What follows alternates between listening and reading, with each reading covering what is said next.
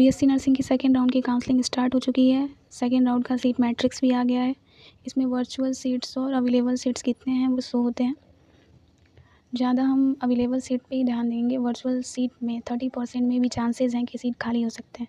वही बच्चे सीट खाली रखेंगे या उनको सीट कब खाली मिलेगी। यहाँ नोट भी जारी हुआ है कि राउंड सेकेंड में जो बच्चे फ्लॉट किए हैं, अगर राउंड सेकेंड में उनको कॉलेज अलॉट हो जाता है कोई, तभी जो वर्चुअल सीट्स हैं, अवेलेबल सीट्स हैं, तब भी खाली रह सकती हैं।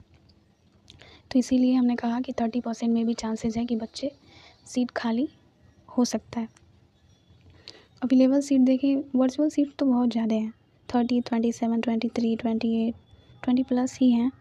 अगर मैं अभी दिखाती हूँ आपको, KGMU, आई डोंट नो 2 बच्चे हैं वो क्यों फ्लॉट किए हैं KGMU। सब कोई चाहता है KGMU, पर वो बच्चे 2 फ्लॉट किए हैं। हो सकता है कि KGMU उनके घर से काफ़ी दूर हो या सम रीज़न्स हो सकते हैं उनके।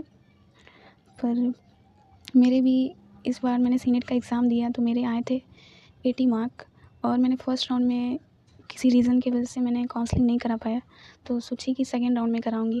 पर फर्स्ट राउंड का कट ऑफ इतना हाई गया कि मुझे समझ नहीं आ रहा है मैं काउंसलिंग कराऊँ या ना कराऊँ। मेरी कैटेगरी OBC है और 85 तक कट ऑफ किया है, मेरे 80 मार्क आए हैं। एंड मुझे कुछ समझ नहीं आ रहा है कि मैं काउंसलिंग कराऊँ या ना कराऊँ। काउंसलिंग कराने में भी पहले 5,000 लग रहे हैं, फिर 500 रुपये। अभी जो भी हमारे फॉर्म फिल हुए हैं, इतने पैसे लगे हैं। मैंने UP सीनेट का भी फॉर्म फिल किया था, GNM का भी फॉर्म फिल किया था। इन दोनों का पैसा, फिर काउंसलिंग कराओ उसका पैसा, फिर रजिस्ट्रेशन फ़ी, फिर हम जब एग्ज़ाम देने गए हैं तो जो भी रेंट लगता है आने जाने का, उसका मतलब इतने पैसे खर्च हो जाते हैं ना कि।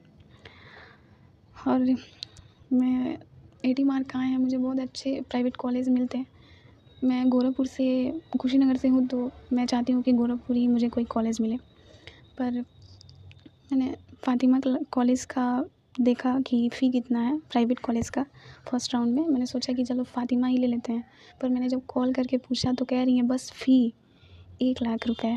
अभी जो भी अलग से फ़ी लगते हैं मेस का या हॉस्टल का, वो सब अलग से है, तो मैं अफ़ोर्ड नहीं कर पाएंगे बिल्कुल। अभी फ़ातिमा कॉलेज जो गोरखपुर है उसका, अभी सावित्री का उससे हाई था, 1-2 कॉलेज और हैं उससे भी हाई। तो I am not afford private college. Government तो पता नहीं, चांसेस ही नहीं दिख रहे हैं थोड़े भी। इसलिए मुझे समझ नहीं आ रहा मैं काउंसलिंग कराऊँ या ना कराऊँ। मैंने GNM का काउंसलिंग कराया, फर्स्ट राउंड में मुझे कोई कॉलेज अलॉट नहीं हुआ है, तो सेकेंड में देखते हैं, मे बी हो सकता है या नहीं, अब समझ नहीं आ रहा है।